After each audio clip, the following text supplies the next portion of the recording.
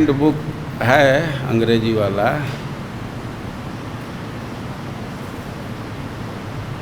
वो अनुवाद, श्लोक और अनुवाद दे दिए अंग्रेजी वालों को। आए मोबाइल में डाल दिए तो अंग्रेजी वालों को सेंड कर दीजिए। आए क्या भेजने के, पहले समझे हम क्या कहे, किस चीज़ को भेजने की बात है? कौन किताब?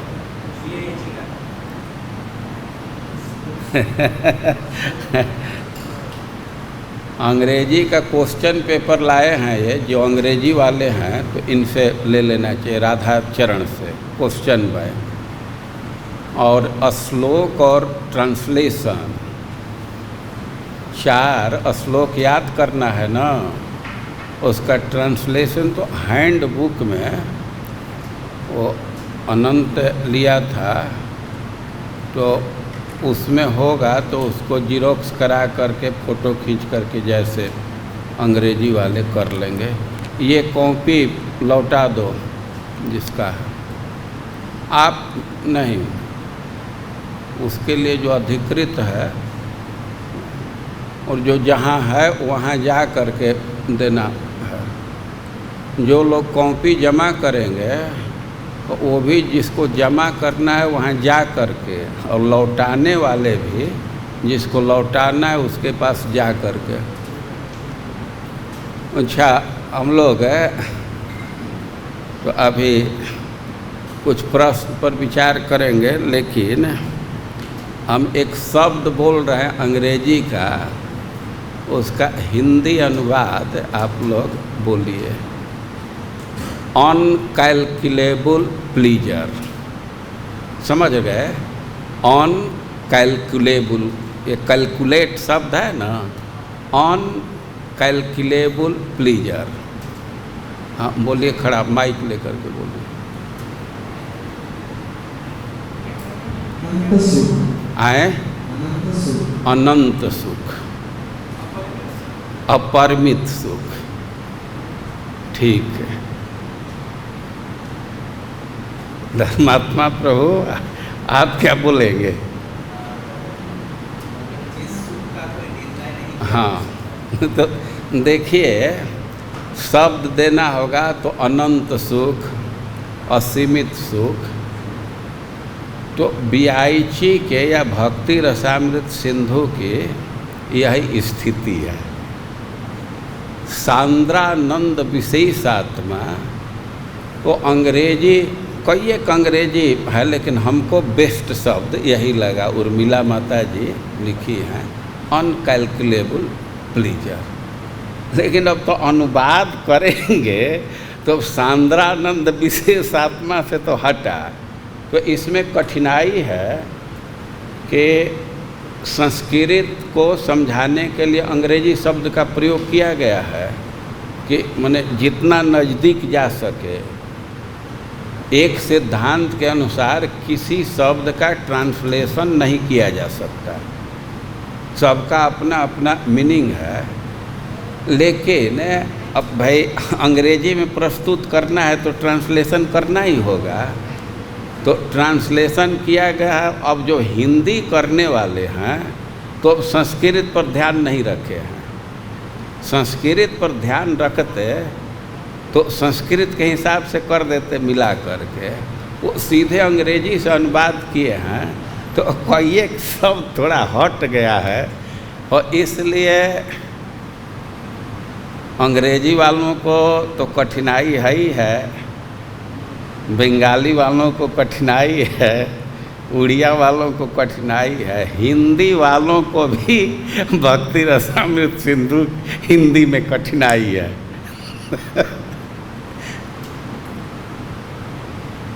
सांद्रानंद विशेषात्मा लिखना है, इसका हिंदी भी ना, हिंदी, अंग्रेजी, उड़िया, बंगला लिखना होगा। और जो लोग समझते हैं कि हिंदी है जैसे उत्तमात्मा, तो 2 बार लिखना होगा ना, क्लेशाग्नि संस्कृत भी है ना, तो संस्कृत का हिंदी लिखेंगे, भले क्लेशाग्नि ही लिखे, लेकिन जब प्रश्न है कि संस्कृत और हिंदी लिखिए तो हिंदी भी लिखना पड़ेगा ना। तो हम लोग अभी क्वेश्चन बैंक को देखते हैं और आज इसको पूरा कर लेंगे। इसके बाद किसी को कठिनाई रह जाएगी तो आज कवर हो जाए तो ठीक है, नहीं तो फिर पूरा कोर्स पूरा हो जाएगा। परीक्षा के पहले इस अंश पर आएंगे। आज जो आप लोगों को कठिनाई है पूछना चाहिए, पूछने में कठिनाई है तो लिख करके दे दीजिए।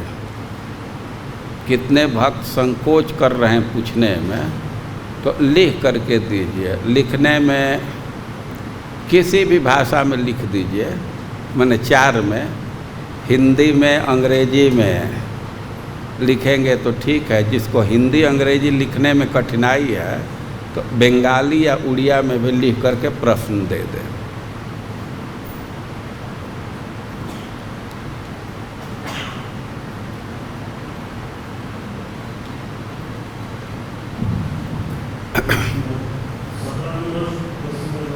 आए 17 नंबर। आज तो 1 से 10 का नंबर है ना, 17 नंबर में क्या है?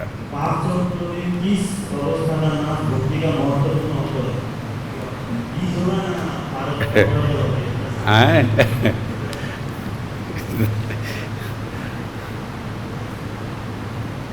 सबका नाश महत्वपूर्ण ही है ना, लेकिन अब विचार कीजिए। 17 नंबर प्रश्न सब पढ़ लिए।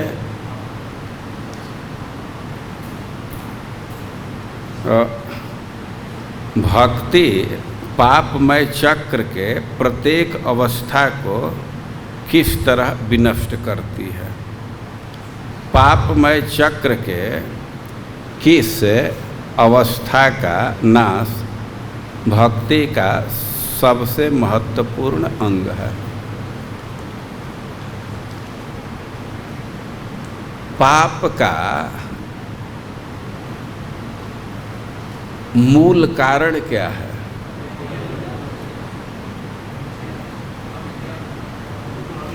तो अविद्या नष्ट हो जाए तो अब समस्या ही खत्म हो जाएगी। और भक्ति से अविद्या का नाश आसानी से हो जाता है, जबकि ज्ञान से अविद्या का नाश नहीं होता। बड़े बड़े योगी हैं, सन्यासी हैं, अपने इंद्रियों पर पूर्ण नियंत्रण रखते हैं, विषय के तरफ नहीं जाने देते, लेकिन वे भी कर्म वासना को, क्या यत्पाद पंकज पलास विलास भक्त्या, और आगे कर्माशयम ग्रथित मुद्ग्रथयन्ति संत। कर्माशयम, अब शास्त्र के अजब भाषा है। कर्माशय मतलब अविद्या। ग्रथितम एकदम उलझा हुआ है, लेकिन भक्ति से उसको आसानी से नष्ट किया जा सकता है।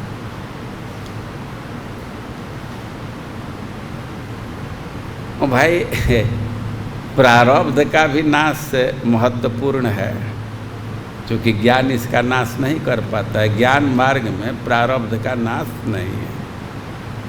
वासना का भी नाश महत्वपूर्ण है, लेकिन सारे समस्या की जड़ अविद्या है। व्यक्ति अपने स्वरूप में स्थित हो जाए तो फिर कोई समस्या ही नहीं रह जाएगी। अविद्या के चलते ही सब समस्या है ना। तो अविद्या का नाश सबसे महत्वपूर्ण है। और अविद्या के नाश के विषय में एक दृष्टांत दिया गया है भक्ति रसामृत सिंधु में। भक्ति अविद्या का नाश वो वैसे ही कर देती है जैसे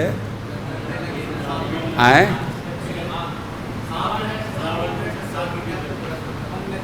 नहीं कुछ सुनाई दिया, कुछ नहीं सुना। हम सुने नहीं, एक आदमी की बात भी नहीं सुनी। एक व्यक्ति बोलिए और ऐसे बोलिए कि सुनाई दे।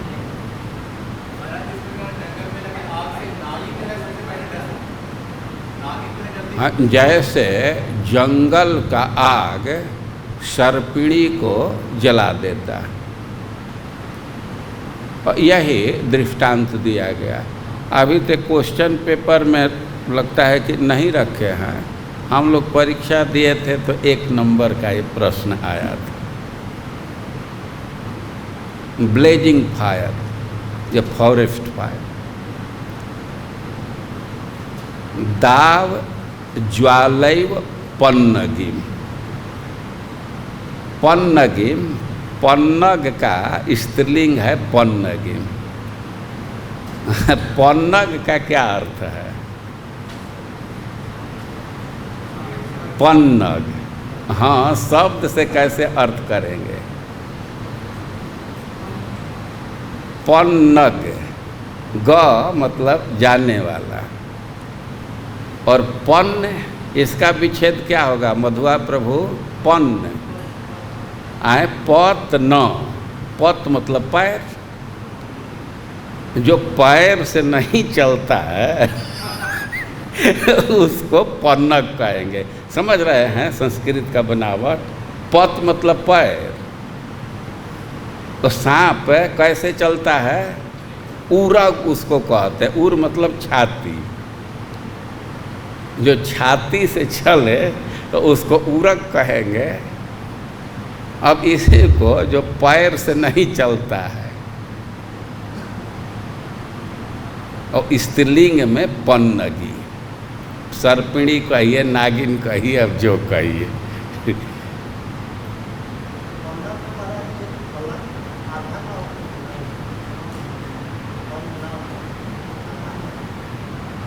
हाँ, 1.5 न पत।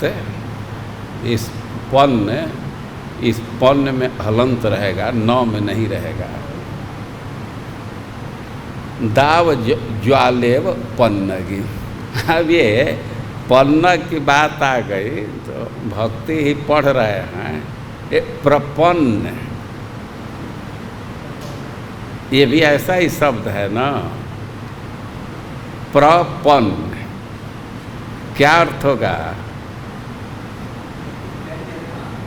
हैं? प्रपन्न शब्द का स्कैनिंग कीजिए कि कितना इसमें शब्द है। 3। प्र उपसर्ग है, पत न। जैसे पन्नगी में याद आ गया, ये महत्वपूर्ण है, इसलिए कोई हम लोगों के कोर्स का ये नहीं है। लेकिन प्रपन्न शब्द है, प्रपन्नता। हम भगवान के प्रपन्न हैं। तो प्रपन्न का अर्थ क्या हुआ? ये पत न, पैर नहीं है, और प्रकृष्ट रूप से पैर नहीं है, मतलब अपना कोई स्टैंड नहीं है। पूरा भगवान के इच्छा के अनुसार जीवन बिता रहे हैं, अपने कोई इच्छा नहीं है, अपना कोई स्टैंड नहीं है, तब उसको कहा जाएगा प्रपन्न। समझ रहे हैं संस्कृत के शब्द को? पन्न, पैर नहीं। पैर उपलक्षण है, मतलब अपना स्टैंड नहीं है। तो यह स्थिति खूब अच्छा से आ जाए तो उसको कहा जाएगा प्रपन्नता।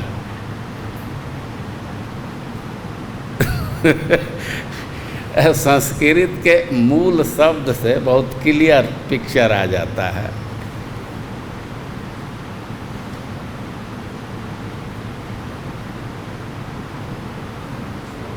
हाँ, तब अब 1 से 10 के बीच में आप तो अपना वो जो लिखे थे वो नहीं लाए होंगे ना? लाए हैं, वो उत्तर आप पढ़िए। ये वो प्रश्न इसमें है ना, कि इसमें नहीं है, आमुख में है।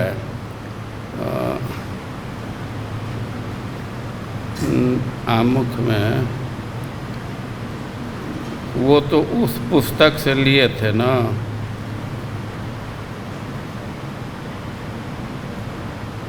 वो हैंड बुक से था, इसमें वो नहीं है, वो हैंड बुक से था। अच्छा, बहुत अच्छा उत्तर था वो। नहीं, आमुख का लिखे हैं, वो जो जमा किए थे तो वो तो हैंड बुक से था ना, 3, तो उसको तो खैर ठीक है। तो एक कोई प्रश्न पढ़िए आप, 3, हाँ नहीं, उत्तर उसका जो लिखे, और आप लोग पता लगाइए कि किस प्रश्न का उत्तर लिख रहे हैं, बोल रहे हैं। माइक दे दीजिए।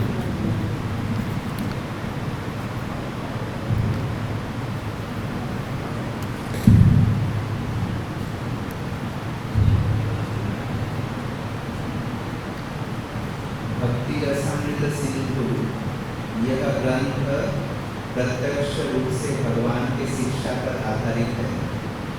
इसके जो भी सिद्धांत दिए गए हैं वो सभी सिद्धांतों के समर्थन में वैदिक साहित्य से सहयोग किया गया है। और चूंकि श्री चैतन्य महाप्रभु की आज्ञा और शिक्षा प्राप्त करके श्रील रूप गोस्वामी ने भक्ति के इस रस ग्रंथ की रचना करके वैष्णव समाज का नेतृत्व प्रारंभ किए, और चूंकि यह ग्रंथ पूर्णतया शास्त्र पर आधारित है, इसलिए यह पूर्ण रूप से प्रामाणिक ग्रंथ। किस प्रश्न का उत्तर है? गौरव बोलो, किस प्रश्न का? एक दिखा रहा है अद्वैत।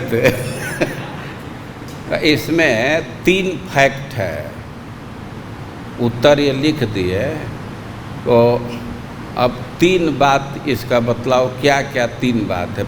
प्रामाणिकता के पीछे 3 बात है, वो कौन कौन 3 बात है? हाँ बोलिए। आए नहीं, 3 बतलाना है।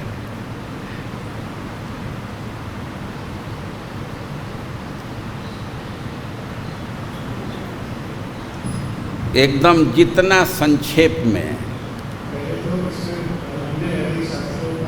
हमको नहीं, खड़ा होकर के सबको समझा दीजिए, ऐसे बोलिए कि एक एक व्यक्ति समझ जाए।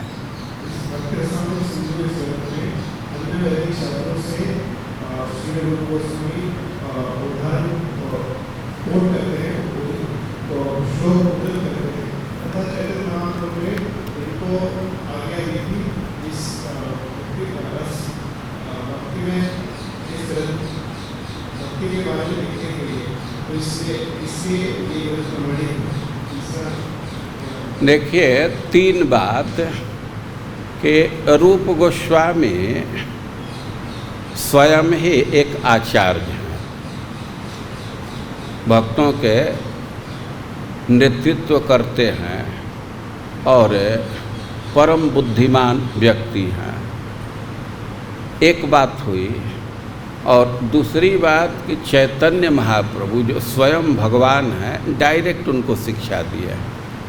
और तीसरी बात है कि कोई भी सिद्धांत है तो वो वैदिक साहित्य पर आधारित है, उसके सपोर्ट में श्लोक उद्धृत किया, इसलिए यह ग्रंथ पूर्ण रूप से प्रामाणिक है। और किसी को कुछ कहना है इस विषय में? अब दूसरा भी आप वो पढ़िए, दूसरा का भी आप भी उत्तर पढ़िए। दूसरे प्रश्न का उत्तर आप लोग ध्यानपूर्वक सुनिए। श्री चैतन्य महाप्रभु के सार्वभौम सिद्धांत गोस्वामी पर समाज की सबसे ऊंची स्थिति है यद्यपि श्री रूप और श्री सनातन समाज से बहिष्कृत थे, लेकिन उनको श्रीमान महाप्रभु ने गोस्वामी पद तक पहुंचा दिए और उस पद पर आरूढ़ कर दिए। चैतन्य महाप्रभु ने कौन सा सार्वभौम सिद्धांत दिया है? तो ये तो सिद्धांत नहीं बतलाए धर्मात्मा, ये तो एक घटना बतलाए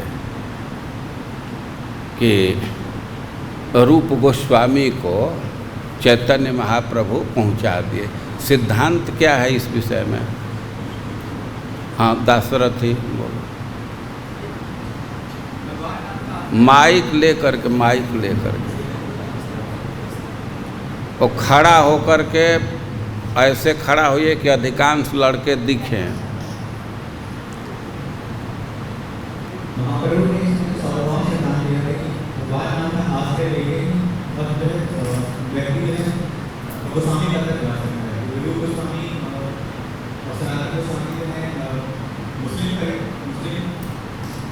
जगह सेवा कर रहे थे, जिस कारण से समाज से बहिष्कृत हो गए। भगवान नाम का आश्रय लेके तो सारे ऊपर गोस्वामी का तक आ सकते। तब सब लोग पूरा संतुष्ट हो गए कि अभी किसी को कुछ कहना है? हाँ, परमात्मा को दीजिए, हृदय की बात जानता है ना।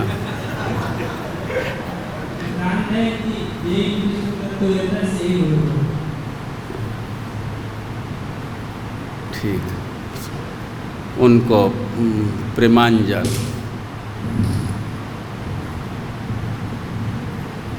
सिद्धांत यदि प्रत्येक मनुष्य को यथार्थ पारमार्थिक तत्व के नाम करके अति उच्च गोस्वामी पद अधिष्ठित करना।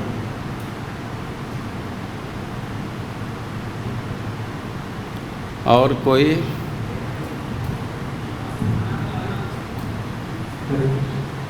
महाप्रभु ने यहाँ सार्वभौम सिद्धांत को प्रस्तुत किए हैं कि जो कृष्ण विज्ञान के ज्ञाता और भगवत भक्त है, उनको ब्राह्मण कुल में जन्म लेने वाले मनुष्य से भी उच्च माना गया जाता है। इस सिद्धांत को खासकर श्रीमद् भगवत गीता तथा श्रीमद् भागवत भी स्वीकार करते हैं। हम बोलने के लिए कहे कि पढ़ने के लिए कहे? बोलने के लिए कहे ना।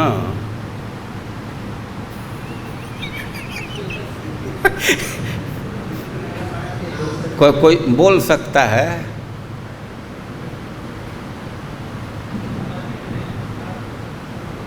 हाँ, वो पीछे उनको दीजिए, mic पहुंचाइए।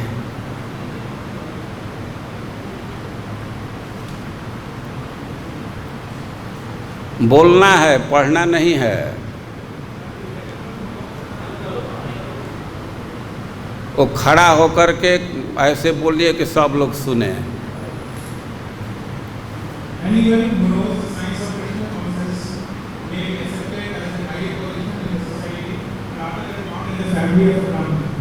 This is the principle which Rupa Goswami wanted to establish. So this इनको दीजिए।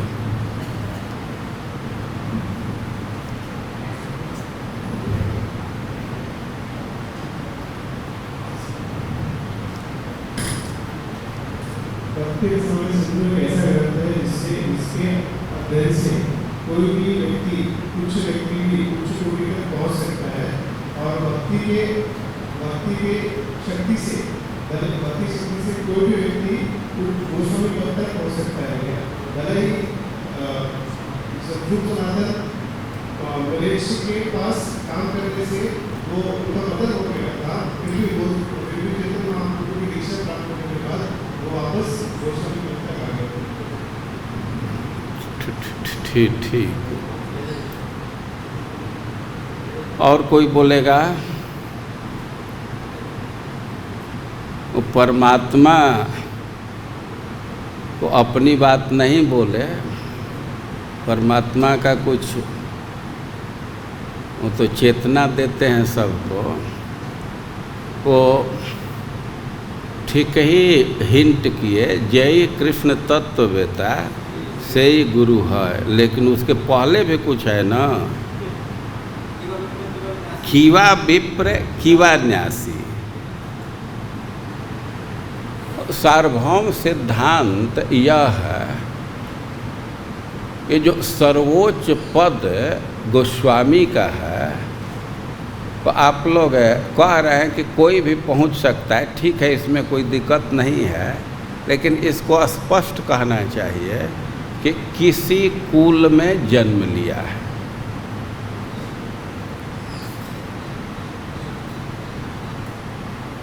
किसी भी कुल में जन्म लिया है, भले ही वो शूद्र परिवार में जन्म लिया है, लेकिन भगवान की भक्ति कर रहा है, तो वो जो सर्वोच्च पद है गोस्वामी का, उसको प्राप्त कर सकता है। और श्रील प्रभुपाद जी खास करके इसी बात को हाईलाइट किए हैं कि भजन करने वाला व्यक्ति ब्राह्मण से भी श्रेष्ठ है।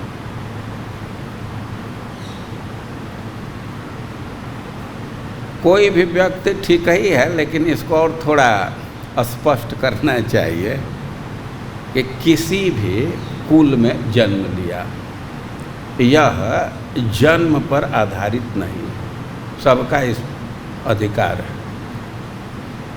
इस बात को और आगे भी स्पष्ट किया गया है। अच्छा, ठीक। और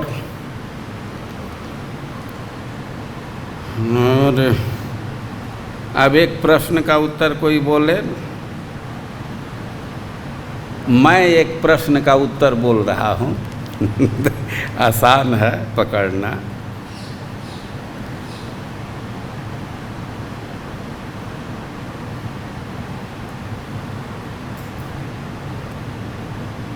प्रचारक के अभिमान के भाव में नहीं रहता है। सब तरह से योग्य होने पर भी उसमें भावना होती है कि हम हीन हैं। उसकी यही भावना होती है कि हम तो अपने गुरु के परंपरा के निमित्त मात्र एक इंस्ट्रूमेंट हैं और उनके शक्ति से काम कर रहे हैं। और इस आदर्श को रूप गोस्वामी स्थापित कर रहे हैं। वे परम विद्वान हैं, लेकिन अपने को अज्ञ मतलब मूर्ख और बराक मतलब तुच्छ कह रहे हैं। और किस प्रश्न का उत्तर है? 7 नंबर का। अब कौन उत्तर देगा? एक प्रश्न का कोई उत्तर दीजिए। कन्हैया, किसी प्रश्न का उत्तर बोलो। तो लिखने में अंग्रेजी हो ना, बोलने में तो हिंदी भी हो ना।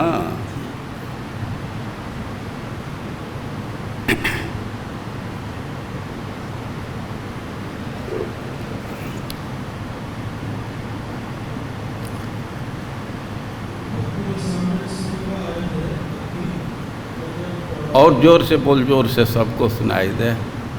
खड़ा होकर के बोलो।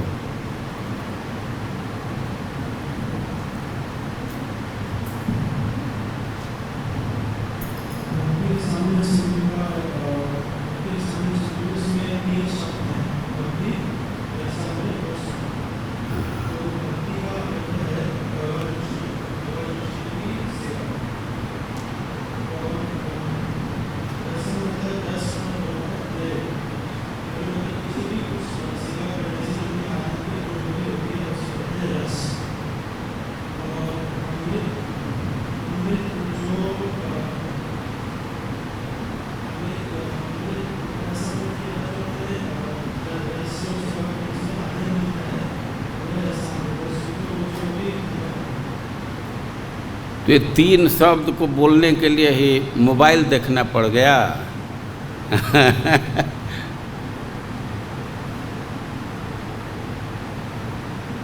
रस अमृत को एक साथ जोड़ रहे हैं,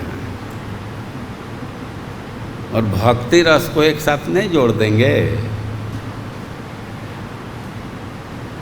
भक्ति रस अमृत सिंधु। अमृत 2 अर्थ में, ये बासी नहीं होता है, नष्ट नहीं होता है। भौतिक रस बासी भी हो जाता है और जीवन के साथ समाप्त भी हो जाता है, लेकिन भक्ति रस फीका भी नहीं होता है और नष्ट भी नहीं होता है, और ये अक्षय है। कोई भौतिक चीज़ है, रस अच्छा ही है, तो सब लोग पीने लगे तो ड्राम ही खाली हो जाएगा, लेकिन इस रस का कोई कितना भी आस्वादन करे ये समाप्त होने वाला नहीं। लेकिन इस प्रश्न के उत्तर लिखने में भौतिक रस और भक्ति रस दोनों का कंट्रास्ट करना होगा। भोग त्याग का जो सिद्धांत दिए हैं प्रभुपाद जी, उसको भी ध्यान में रखना होगा। तब अब कौन बचा? अभी 2-3 और बच गए ना।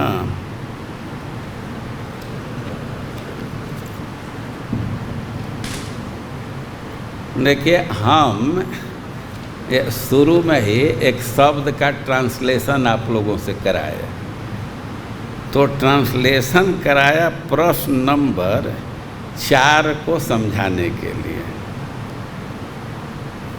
प्रश्न नंबर 4 पढ़िए एक व्यक्ति, या सबके पास तो है, फिर भी पढ़िए, पढ़ो। माइक दीजिए, आगे सबसे दीजिए माइक। कहाँ है माइक? इधर दीजिए माइक।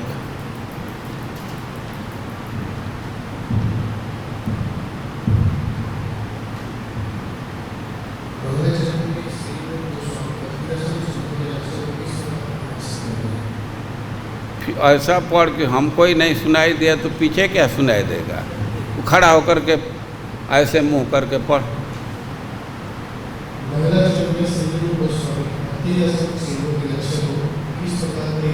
तो ये तो अपने लिए पढ़ा, अंतर नहीं जानते हो।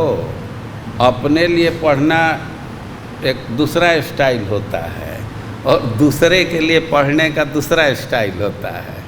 वो अपने लिए तो पढ़ लिया, दूसरे के लिए थोड़ा पढ़, वो स्टाइल नहीं जानते हो। दूसरे के लिए पढ़ो।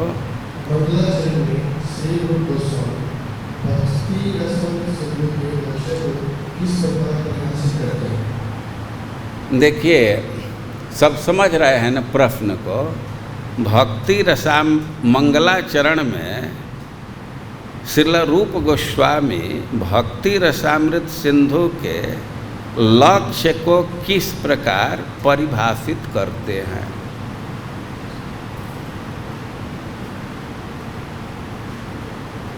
किस चीज़ के ग्रंथ के किस हिस्सा का उल्लेख कर रहे हैं? मंगलाचरण। रखाल उधर चला गया। मंगलाचरण, बैठ जाओ। मंगलाचरण के विषय में हम लोग चर्चा की है।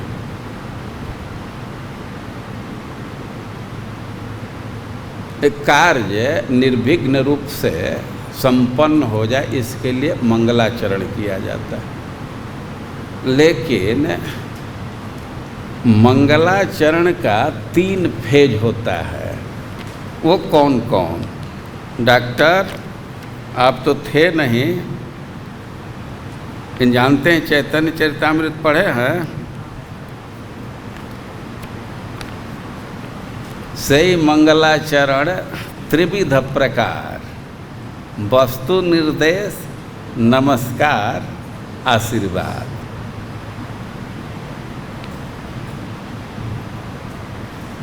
देखिए, वस्तु निर्देश, इसका क्या अर्थ हुआ?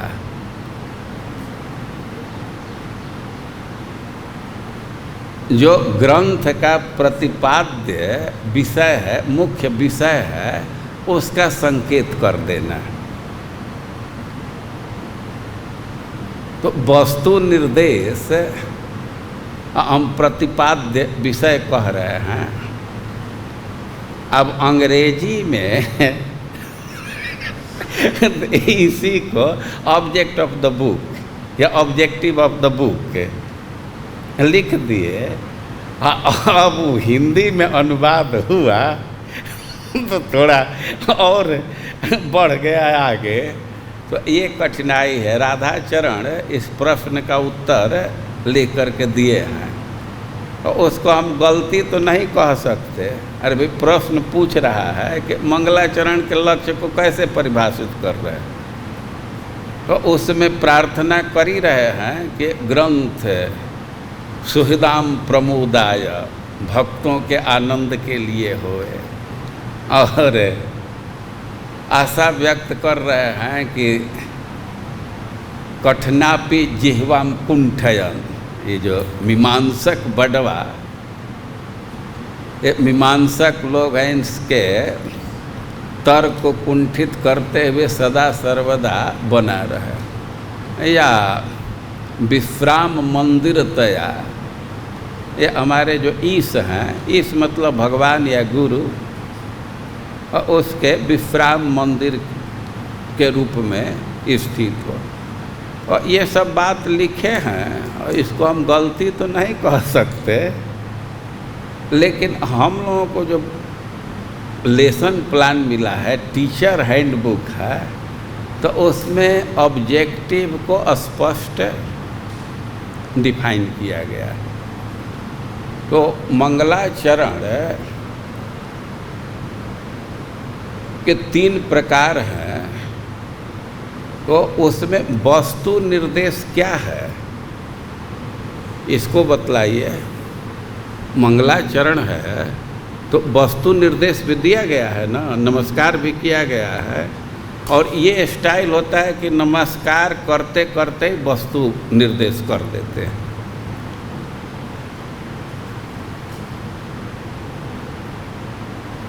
अखिल रसामृत मूर्ति प्रसिमर रुद्ध तारका, प्रसिमर रुचि रुद्ध तारका पाली, कलित श्यामा ललित राधा प्रेयान जयति। हम लोग तो अनुवाद किए और भय के मारे कि वो कंफ्यूज हो जाएंगे लड़के और बहुत कठिनाई हो जाएगा, तो हम ठीक से इसका अर्थ नहीं किए। नहीं तो इसका अर्थ विधुर जयति, तो विधु मतलब चंद्रमा, चंद्रमा का जय जयकार हो।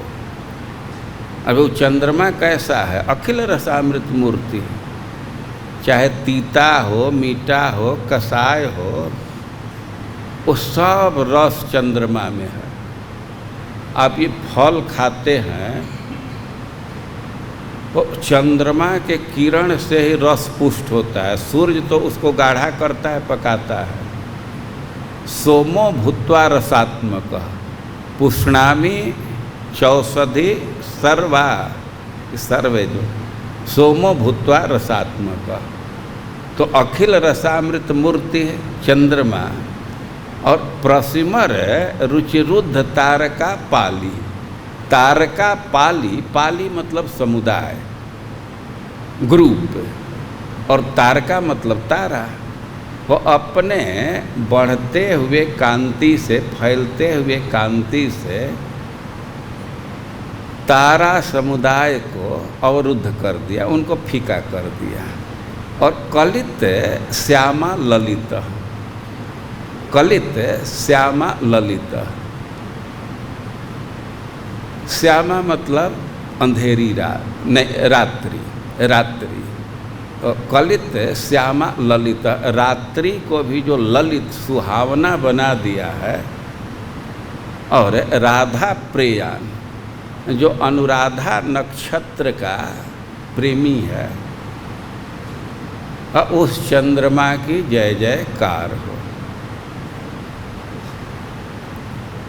अर्थ है ये नहीं लाए हो? अच्छा हाँ है, श्लोक है तो सुविधा है। तो एक अर्थ ये आ रहा है ना, एकदम बैठ रहा है ना, विधुर जयति। विधु का तो चंद्रमा ही अर्थ है ना, विधु बदनी सब भांति संवारी, प्राणहीन नहीं सोहई नारी, ऐसे कोई कवि लिखा है। नहीं, बसनहीन नहीं सोहई नारी।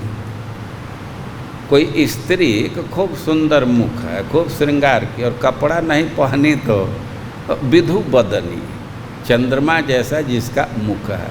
और विधु मतलब चंद्रमा, और इसमें चंद्रमा का जय जयकार कर रहे हैं। किस चंद्रमा का? जो अखिल है, उस रस के मूर्ति हैं।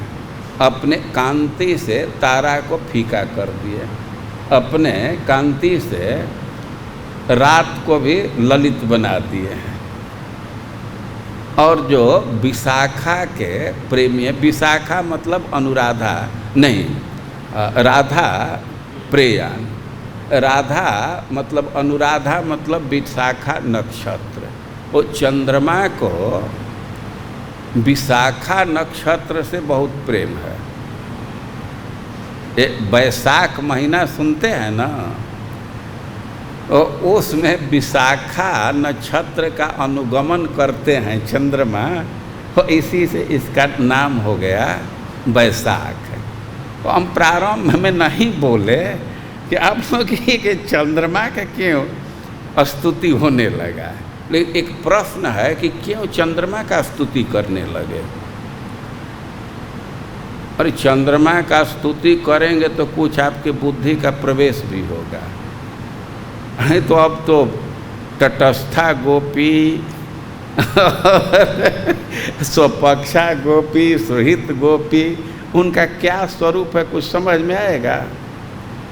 जैसे भक्ति में प्रवेश करने वालों को इसी संसार में भगवान का रूप दे दिया जाता है। सेकंड कैंटो में यही पढ़ते हैं, न स्थवित रूप। तो कम से कम थोड़ा एक बुद्धि का प्रवेश हो, इसलिए चंद्रमा के दृष्टांत से स्तुति कर रहे हैं, मंगलाचरण कर रहे हैं। तो एक बात हुई, लेकिन अब विधुर जयति जैसा हम लोग अर्थ किए, कृष्ण पर भी घटित होगा। अर्थ सबको याद है, विधुर श्रीवत्स लांछन, जिसके छाती पर श्रीवत्स का चिन्ह है। एक शब्द का अनेक अर्थ होता है ना। और वसुदेवो अस्य जनकः, वसुदेव जी इनके पिता है। तो समझ में आ गया ना कि विधु कौन है।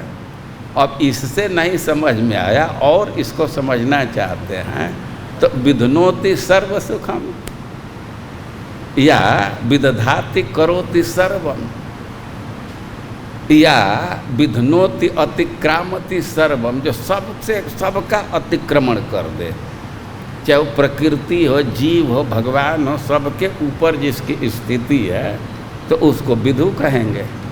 तो आइडिया समझ में आ रहा है ना। तो एक तरह से ये तो स्तुति कर रहे हैं, मंगलाचरण कर रहे हैं, लेकिन इसी श्लोक में वो वस्तु का भी एक संकेत कर दिए कि यही ये जो विधु है जिसका वर्णन किया गया है, तो यही ग्रंथ का मुख्य विषय होगा। तो किस विधु का यहाँ वर्णन है? वृंदावन विहारी कृष्ण, राधा प्रेयान, और कई एक पक्ष की गोपियों की चर्चा है। तो ये तो न मथुरा के कृष्ण में है, न द्वारका के कृष्ण में है, न दूसरे भगवत स्वरूप में। ये सब तो केवल वृंदावन बिहारी राधा प्रिय कृष्ण का ही वर्णन कर रहे हैं। तो वस्तु निर्देश कर दिए कि हम लोगों के ग्रंथ के यही विषय होंगे। तो इसी को ऑब्जेक्टिव कहा गया है। राधा चरण मार खा गए ना, मेन चीज छोड़ दिए।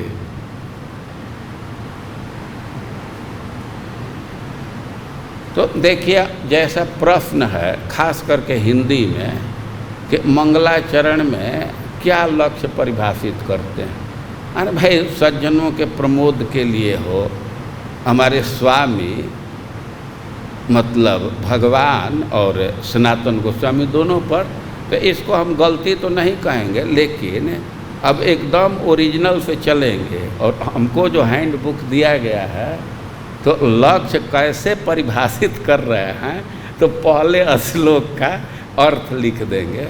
और इसका संकेत जीव गोस्वामी किए हैं अपनी टीका में। ये जो प्रश्न है तो जीव गोस्वामी के टीका पर आधारित है। हमसे डायरेक्ट नहीं कोई कहा, लेकिन कोई भक्त कह रहे थे कि भक्त लोग कह रहे हैं कि महाराज कहाँ कहाँ से बोल रहे हैं, ये सब तो किताब में है नहीं। जीव गोस्वामी अपने टीका में लिखे हैं कि विषय वस्तु का निर्देश हो गया, तो उसी पर ही प्रश्न आधारित है, तो इसको समझना चाहिए। हम गलती नहीं कहेंगे। जो दूसरा मंगलाचरण की और बात भी जैसे राधाचरण लिख करके जमा किए हैं, तो गलती नहीं है, लेकिन फिर भी एग्जैक्ट प्रश्न कौन कॉपी जांचेगा, वो कैसे प्रश्न को ले रहा है। वैसे ये सब प्रश्न कम आते हैं। हाँ चलिए, ये समझ गए ना, ये इस प्रश्न को समझ रहे हैं मंगलाचरण के लक्ष्य को। तो मंगलाचरण में परिभाषित यही कह रहे हैं कि इस ग्रंथ के मुख्य विषय होंगे वृंदावन बिहारी कृष्ण।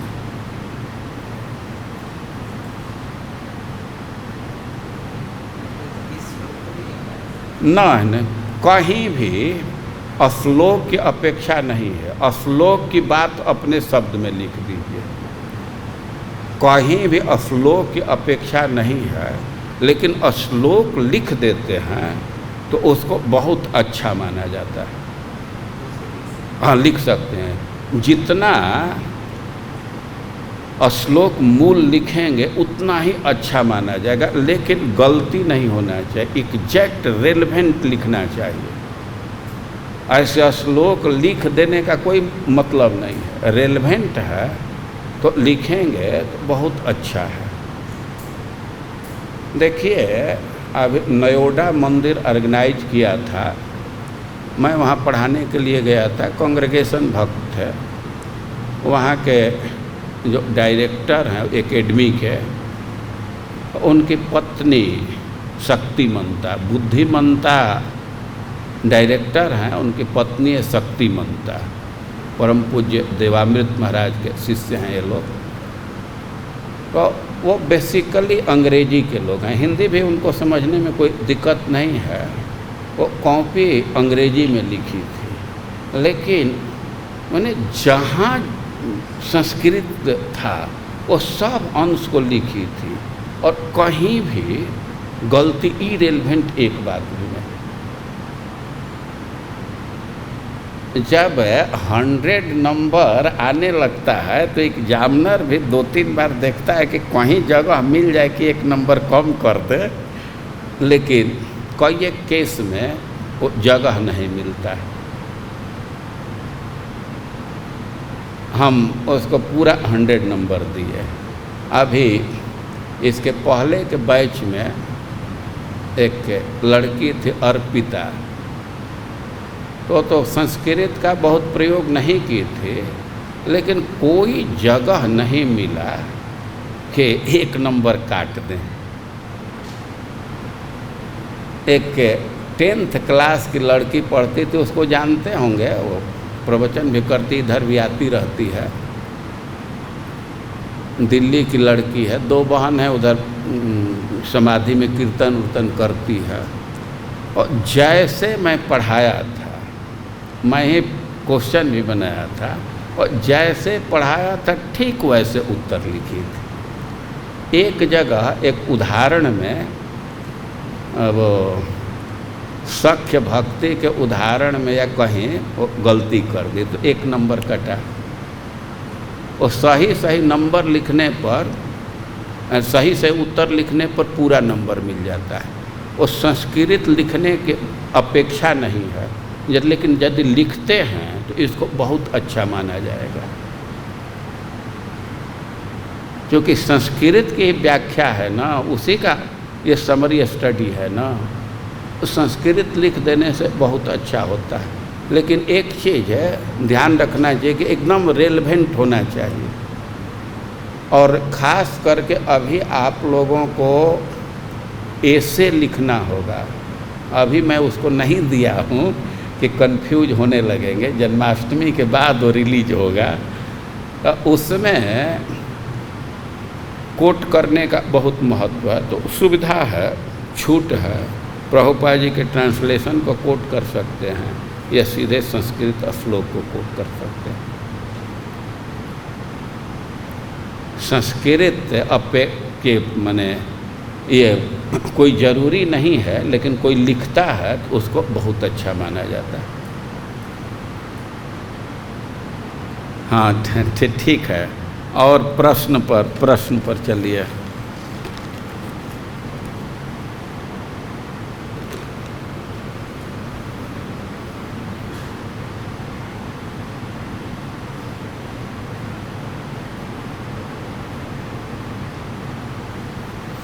कोई टीचर प्लस में मार्किंग करते हैं। हम ये नहीं हमको समझ में आ रहा था कि प्लस मार्किंग का क्या मतलब हुआ। जैसे हम लोगों का बैच था तो उसमें 2 आदमी को प्लस 100 प्लस नंबर आया था, तो 100 से तो बढ़ नहीं सकता। और हमको नहीं समझ में आया कि प्लस का क्या मतलब है। तो बतलाए है कि किसी क्वेश्चन पर उसका प्लस मिल गया, +1 +2, कहीं उसका 1 नंबर कम होगा। सब में पूरा मिल रहा है तब तो प्लस का कोई मतलब नहीं है, लेकिन कहीं कम मिला तो ये प्लस वहाँ जा कर के ऐड हो जाएगा। तो हमको भी माता जी +1 दी थी। ये सर्वोपाध विनिर्मुक्तम ये श्लोक था, तो हम 3 ट्रांसलेशन लिखे। एक जो इधर से था, फिर चैतन्य चरितामृत से, और हमको उससे भी संतुष्टि नहीं थी तो एक अपने तरफ से भी लिखा, तो उस पर +1 दी थी। लेकिन हमारा वो काम में नहीं आया, कहीं कम नहीं पड़ा। लेकिन एक यहीं की माता जी थे,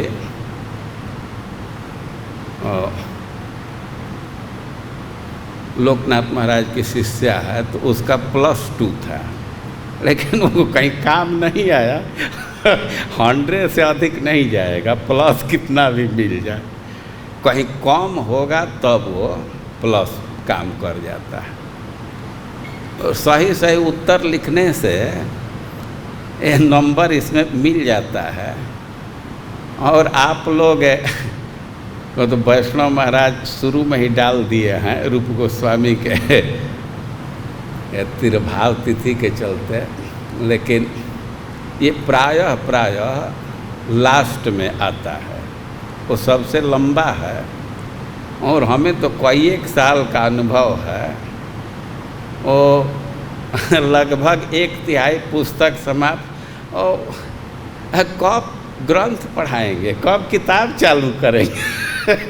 यही मंत्रेश्वर सिक्योरिटी ऑफिस में थे, ये भी स्टूडेंट थे। तो वो लेसन 5, 6 चला गया, तो कहेंगे प्रभु जी किताब कब पढ़ाएंगे। कि तो हम लोग यहाँ पहुँच गए। तो हम तो सोच रहे थे कि अभी ऐसे इंट्रोडक्शन बोल रहे हैं। और कई एक बार कठिनाई आती है, शुरू में पढ़ने पर कुछ समझ में नहीं आता है।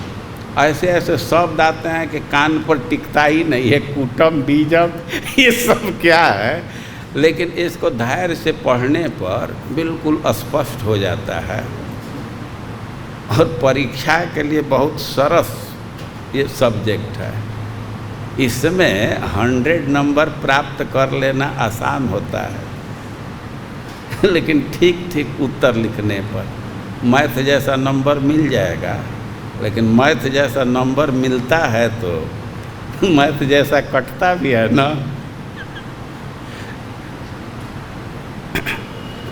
हाँ चलिए, और कोई प्रश्न?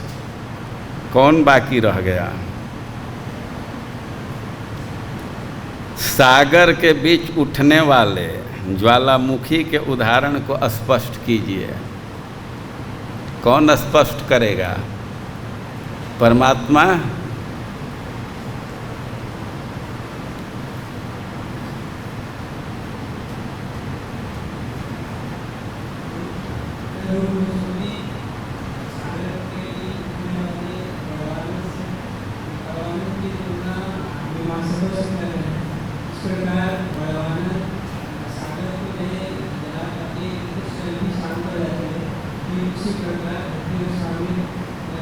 देखिए, कोई दृष्टांत या उदाहरण को स्पष्ट करना है तो पहले जो दृष्टांत दिया गया है उसको खूब अच्छा से स्पष्ट करना चाहिए, और फिर जिस विषय को समझाने के लिए ये दृष्टांत दिया है तो उस पर कैसे घटित होगा इसको दिखाना चाहिए। तो इसमें सागर के बीच उठने वाले ज्वालामुखी, तो सागर के बीच उठने वाला ज्वालामुखी क्या है और इसका सागर पर क्या असर पड़ता है, पहले इस बात को बतलाइए, खूब अच्छा से बतलाइए व्यास शैली में। हाँ बोलिए, ठीक बोल रहे हैं, लेकिन उसी को थोड़ा जो एक वाक्य में बोले 2-3 वाक्य में बोलिए।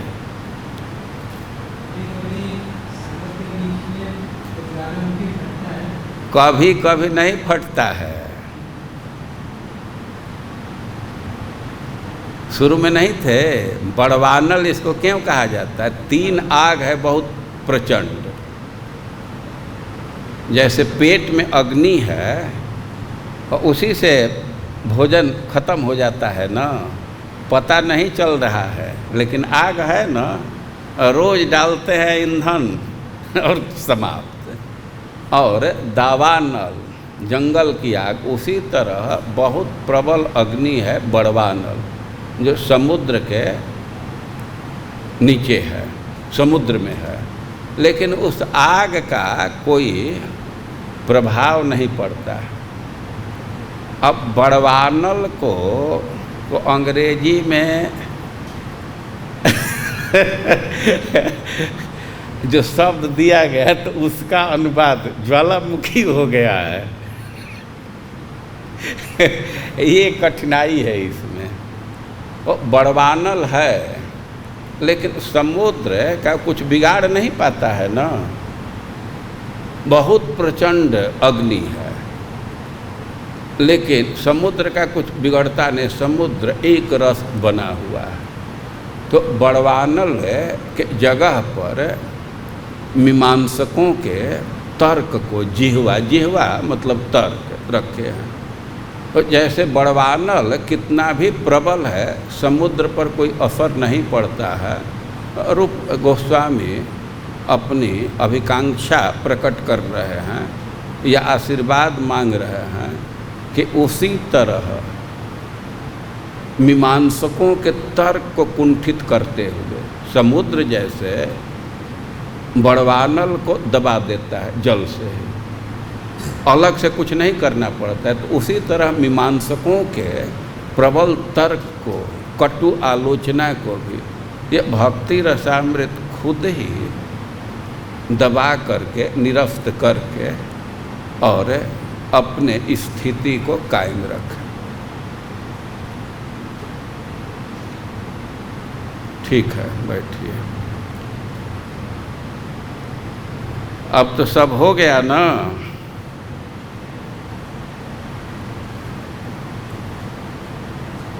अब एक प्रश्न बाकी है। कौन प्रश्न? 10 नंबर। लेकिन इसकी व्याख्या तो पूरा पुस्तक ही है ना। तो ये तो चलता रहेगा। रूप गोस्वामी द्वारा दी गई शुद्ध भक्ति की परिभाषा को प्रत्येक शब्द के अर्थ के साथ स्पष्ट कीजिए। तो इस पर तो 2 दिन चर्चा हुई है। किसी किसी को लगेगा कि अर्थ की व्याख्या, शब्द, संस्कृत शब्द की व्याख्या कहाँ पाएंगे? और श्रील प्रभुपाद जी की भूमिका पढ़ेंगे तो उसी शब्दों की व्याख्या है। किसी पैराग्राफ में अनुशीलनम का है, किसी में अन्याभिलाषिता शून्यम का है, तो सब शब्दों की व्याख्या है। अब किसकी क्षमता है उसके अर्थ पकड़ कर को कैच कर लेना चाहिए कि किस शब्द की व्याख्या कर रहे हैं। कुछ भक्त ऐसा करें कि शब्दों का तो कोई मीनिंग ग्रंथ में दिया नहीं है, लेकिन दिया गया, भूमिका में दिया गया है। और इसको आप अपने से पढ़ करके कैच कीजिए। कोई कठिनाई होने पर हम भी इसको बतला सकते हैं। जैसे ये ग्रंथ निकालिए और भूमिका का पेज नंबर 21, ये रोमन में नंबरिंग किया गया है ना,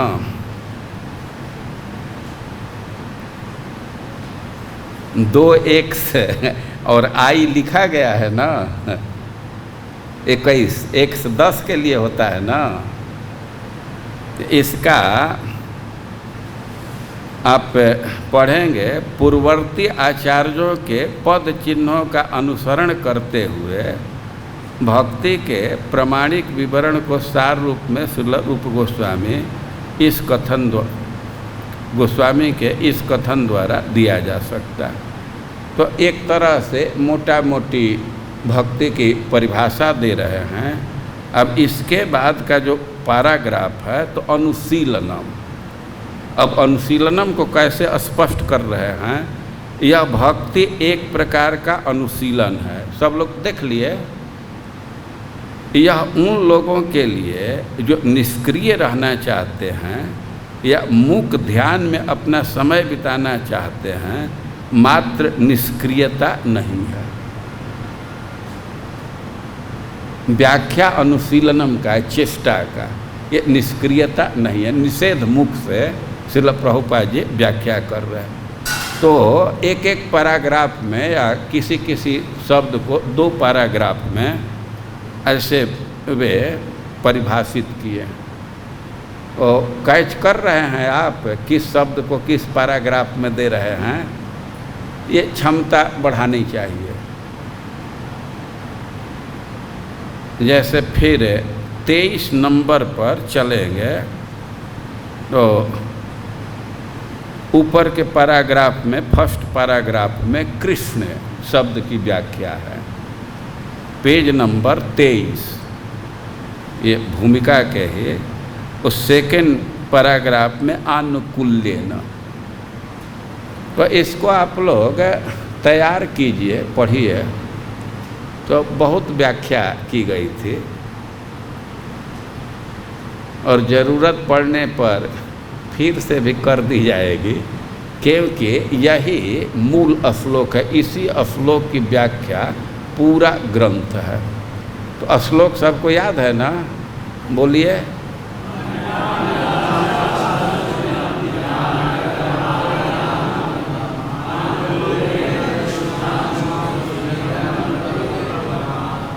तो इस श्लोक की व्याख्या खूब अच्छा से समझ जाएंगे। और एक श्लोक और है जिसमें भक्ति के 6 गुण का नाम दिया गया है। कौन श्लोक है?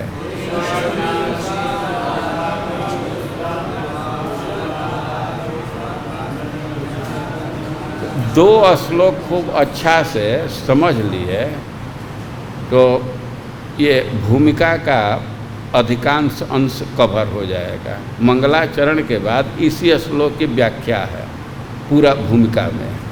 और बाद में एक लास्ट में, भूमिका के लास्ट में एक श्लोक का थोड़ा सा विवरण है जो इस श्लोक के समर्थन में रूप गोस्वामी उद्धृत किए। कौन वह श्लोक है?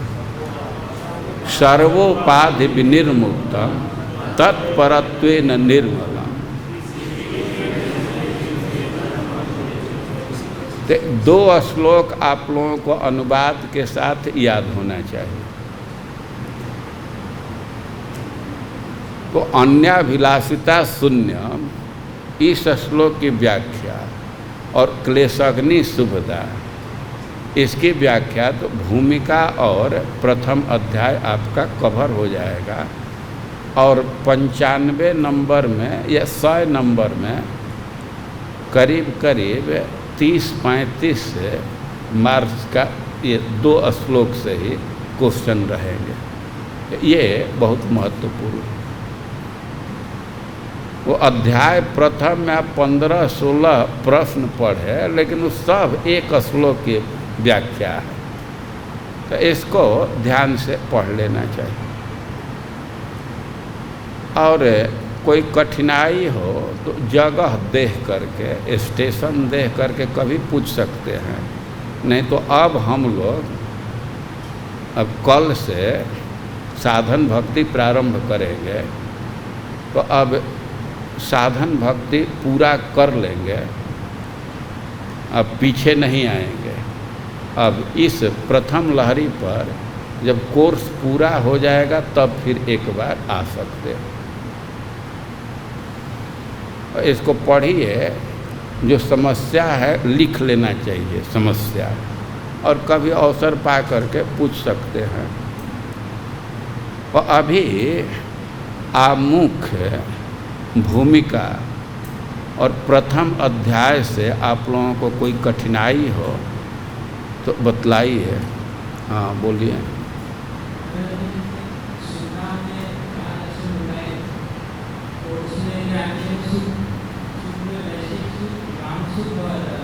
ऐश्वर्य सुख,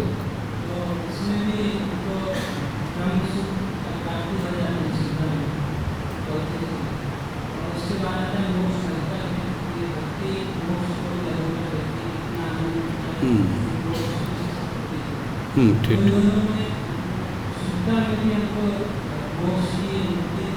हाँ बाबू, तो ध्यान से सुनना चाहिए ना। मैं कहा था कि ब्रह्म सुख भी सुलभ है, लेकिन भक्तों का उसमें इंटरेस्ट नहीं होता है। जैसे विषय सुख में इंटरेस्ट नहीं होता है, तो वैसे उनका इंटरेस्ट नहीं होता है, लेकिन वो सुलभ है। अरे भाई, जिसको भगवत प्राप्ति हो गई तो उसको ब्रह्म की प्राप्ति नहीं हुई है, परमात्मा की प्राप्ति नहीं हुई है।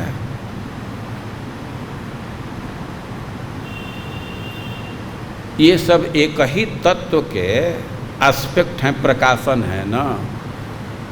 तो ब्रह्म सुख की प्राप्ति होती है, लेकिन भक्त लोग इतना फीका होता है कि उसका आस्वादन नहीं करते हैं, उसमें इंटरेस्ट नहीं लेते हैं। और आप जो मोक्ष लघुता कृत कह रहे हैं, और किस भक्ति की बात है वह? भाव भक्ति। और भाव भक्ति दूसरी विशेषता क्या है? सुदुर्लभा। तो अब यह स्तर तो कुछ लोगों की होती है ना, लेकिन भक्ति अतरंगा शक्ति की वृत्ति है। प्रारंभ से ही आनंद का अनुभव होने लगता है, लेकिन अभी उस स्तर का नहीं होता है कि ब्रह्म सुख ही फीका लगने लगे। अरे भक्ति में सुख का अनुभव होता है, संतुष्ट हैं, लेकिन अभी तो विषय का ही रस फीका नहीं हुआ, तो ब्रह्म के सुख क्या फीका होगा? शब्द से बोल देना एक दूसरी बात है, और चित्त की स्थिति क्या है ये अलग चीज़ है। हम लोग तो पढ़ते हैं तो उत्साह में ना वैकुंठ नहीं, वैकुंठ नहीं, स्वर्ग वर्ग तो एकदम मने है ही है। वैकुंठ ने गोलोक वृंदावन। और तब तक कोई प्रस्ताव दे दिया, ये अपना पासपोर्ट दीजिए ना, हम अमेरिका के वीज़ा के लिए थोड़ा बस अब उसके पीछे लग जाते हैं। तो जबान से बोल देना अलग बात है, तो भक्ति में प्रारंभ से ही साधना के स्तर पर ही वो सुख का अनुभव होता है। विषय का भी सुख प्राप्त हो जाता है, ब्रह्म का भी सुख प्राप्त हो जाता है, और उससे ऊपर ऐश्वर्य सुख भी प्राप्त होता है। तो वो सुलभ है, इतना ही है, वो तो हमारी स्वतंत्रता है ना, उसको भोग करे न करे।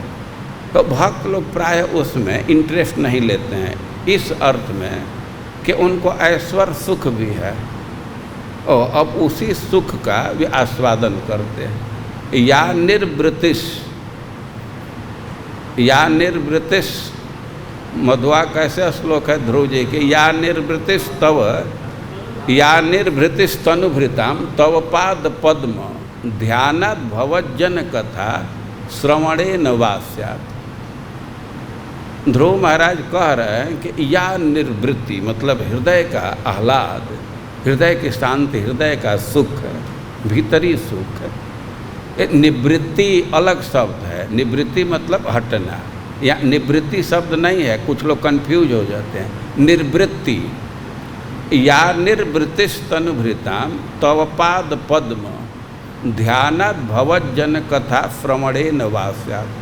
ध्रुव महाराज कह रहे हैं कि जो आनंद आपके चरणों के ध्यान में, या भवज्जन कथा श्रवणे न वास्यात्, या आपके भक्तों के मुख से कथा सुनने में, या आपके भक्तों की कथा सुनने में, नंद इत्यादि भक्तों के कथा सुनने में जो आनंद आता है सो स्वमहिमनी। अब ब्रह्म जैसा तो वही है, उसी की महिमा है। तो ब्रह्म सुख में भी, ब्रह्म के अनुभूति में भी वैसा सुख नहीं है। ये श्रवण कीर्तन साधना भक्ति का ही अंग है ना। तो श्रवण कीर्तन में ही ऐसा सुख मिलता है कि अब ब्रह्म का सुख उसके आगे फीका हो जाता है, उसको पसंद नहीं करते। फिर भाव स्तर पर जाने पर वो भक्ति में इतना सुख मिलने लगता है कि ब्रह्म सुख फीका हो जाता है, तुच्छ हो जाता है। और प्रेम स्तर पर पहुंच गए तो अब तो क्या सुख मिलेगा उसका कैलकुलेशन नहीं है, अनकैलकुलेबल, शब्दों के द्वारा जिसका निरूपण नहीं किया जा सकता, अनिर्वचनीय। इसी अर्थ में विशेष आत्मा लिखा गया, अनिर्वचनीय। तो सुख का स्तर है। साधन भक्ति में भी सुख अनुभव करते हैं, लेकिन उससे अधिक सुख भाव भक्ति में। यहाँ तो ब्रह्म का सुख प्राप्त होता है और किसी की इच्छा है तो उसका अनुभव भी करेगा, लेकिन भाव के स्तर पर पहुँचने पर वो हे बुद्धि उसमें हो जाती है, उसके तरफ एकदम देखना ही नहीं चाहता, एकदम तृण के समान समझने लगता है। इस समय तो हम लोगों की इच्छा है ना, जब श्लोक पढ़ते हैं ब्रह्मभूत प्रसन्नात्मा, तो हम लोगों की भी इच्छा होती है ना कि उस स्तर को प्राप्त करें। और विषय से ऊपर हो करके जो सुख अनुभव कर रहे हैं उसको ब्रह्म सुख कहेंगे। अरे कुछ लोग विषय में सुख ले रहे हैं और कुछ लोग विषय का त्याग करना चाहते हैं या विषय के तरफ जाते भी नहीं, उनको भी कुछ सुख है तब ना, वे भी सुख अनुभव कर रहे हैं ना, तो वह ब्रह्म सुख है। तो भक्तों को वह सुख भी भक्ति के प्रभाव से सुलभ है। लेकिन भक्त जैसे विषय के सुख में रुचि नहीं लेते हैं, वैसे ब्रह्म सुख में भी रुचि नहीं लेते। उनकी रुचि कहाँ होती है? ऐश्वर्य सुख में। तो एक सिद्धांत दिया जा रहा है कि तीनों सुख प्राप्त है। और कोई कठिनाई इस विषय में?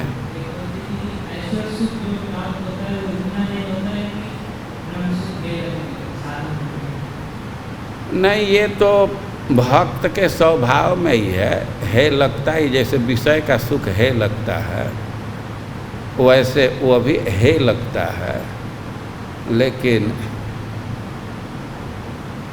अब है बुद्धि हो सकता है कि प्रकट न हो, लेकिन भाव भक्ति पर आने पर वो है बुद्धि प्रकट हो जाता है, बिल्कुल उभर आता है।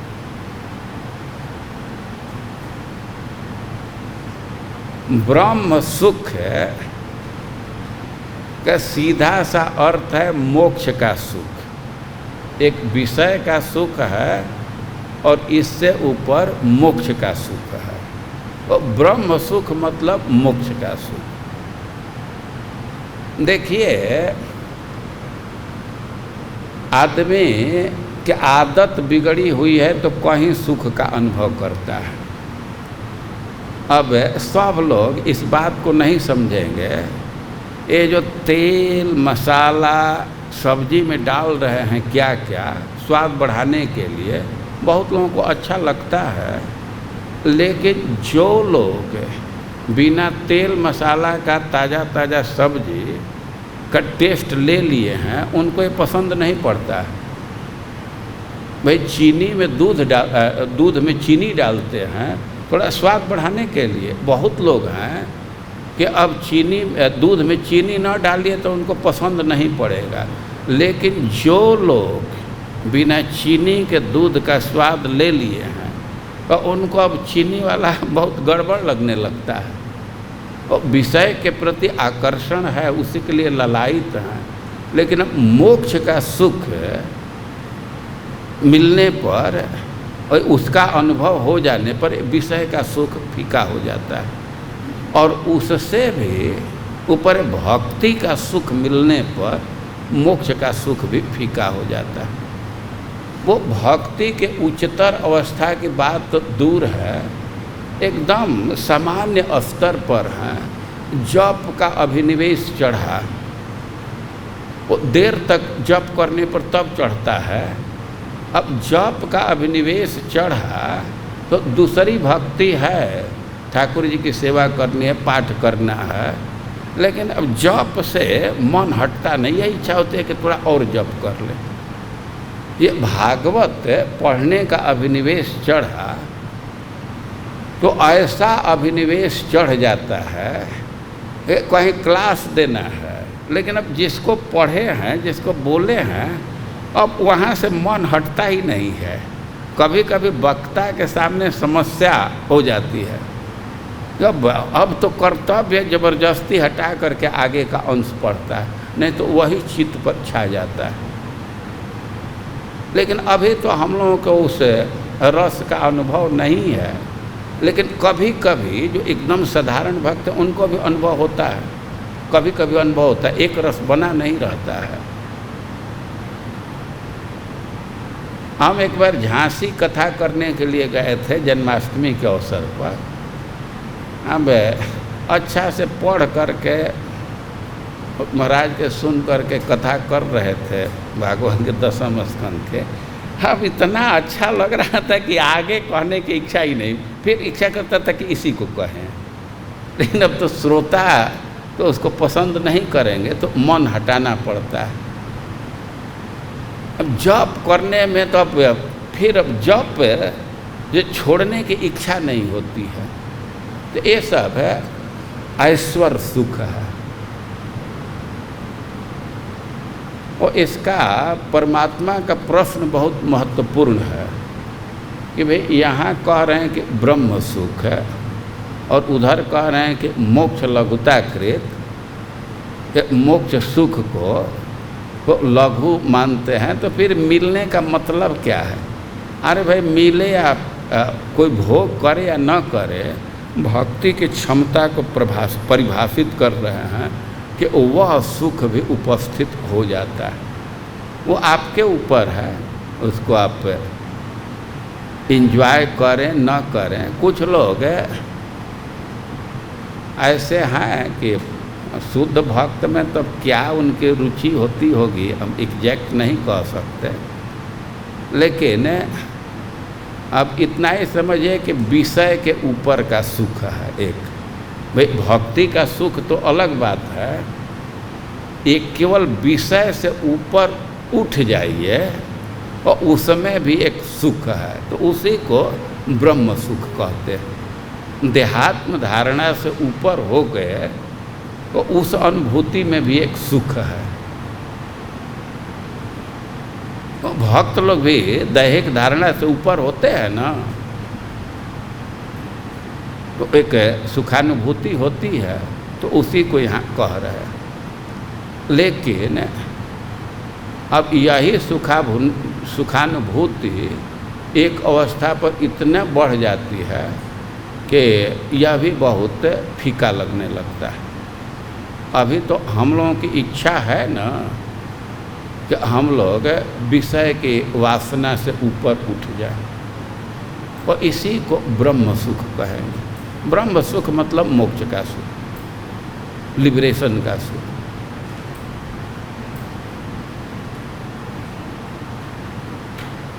लेकिन आपका प्रश्न क्या है कि दोनों की ज़रूरत क्या है, या दोनों कहने का मतलब क्या है, यही ना?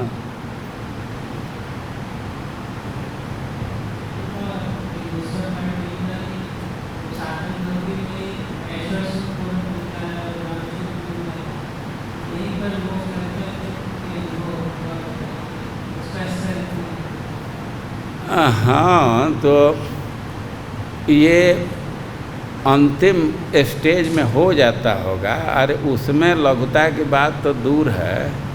मान लीजिए कि हम लोग भी तो साधन भक्ति कर रहे हैं,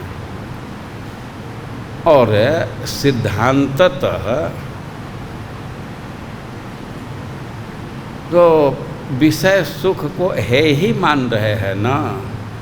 लेकिन कभी कभी ऐसा अवसर आ जाता है कि अब वो सब सिद्धांत भूल जाता है, आकृष्ट हो जाते हैं ना, या कभी कभी इंजॉय भी कर लेते हैं। अब कहीं गए, अब भोजन में आइसक्रीम आ गया, क्या क्या आ गया ना, वो है बुद्धि है। लेकिन अच्छा चलो भाई आ गया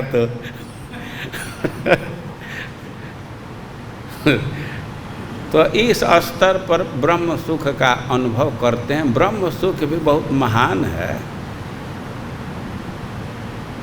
मोक्ष का सुख संसारिक धारणा से ऊपर हो जाए, विषय वासना से ऊपर हो जाए, तो बहुत अच्छी चीज़ है ना। तो इसको एंजॉय करने में क्या दिक्कत है?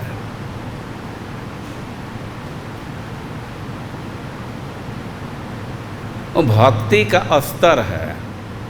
जब चैतन्य महाप्रभु और सार्वभौम भट्टाचार्य में बातचीत हुई, और सार्वभौम भट्टाचार्य की दृष्टि बदल गई, तो एक श्लोक का पाठ चेंज कर दिए, मुक्ति पदे सदाय भाग।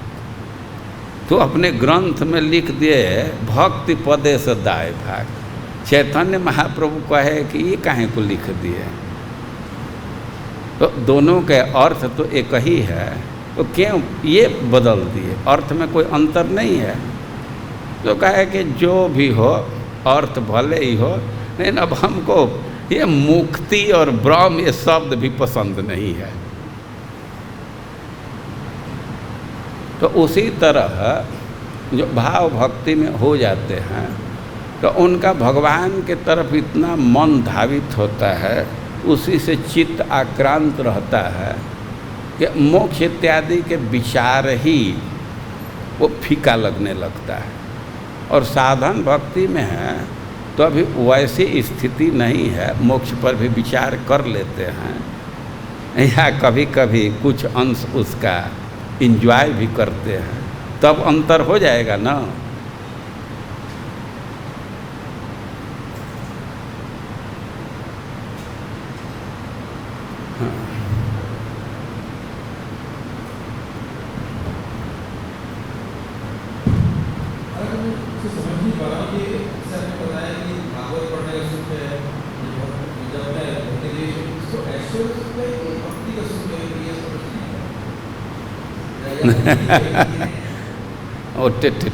ठीक है। तो ऐश्वर्य सुख क्या होता है और भक्ति का सुख क्या होता है, पहले दोनों का परिभाषा आप दीजिए, तब हम डिसाइड करेंगे कि कौन सुख है ये भक्ति के प्रभाव से ही ऐश्वर्य सुख का मतलब क्या है? ईश्वर के संबंध से जो सुख है, ईश्वर के संबंध से, ईश्वर के अनुभव से जो सुख है उसी को ऐश्वर्य सुख कहेंगे ना। ईश्वर का ऐश्वर्य शब्द बना है, तो एक अनुवाद करेंगे रिलेटेड टू ईश्वर। तो ये भक्ति का सुख और ऐश्वर्य सुख तो है एक ही, कोई अलग तो नहीं है।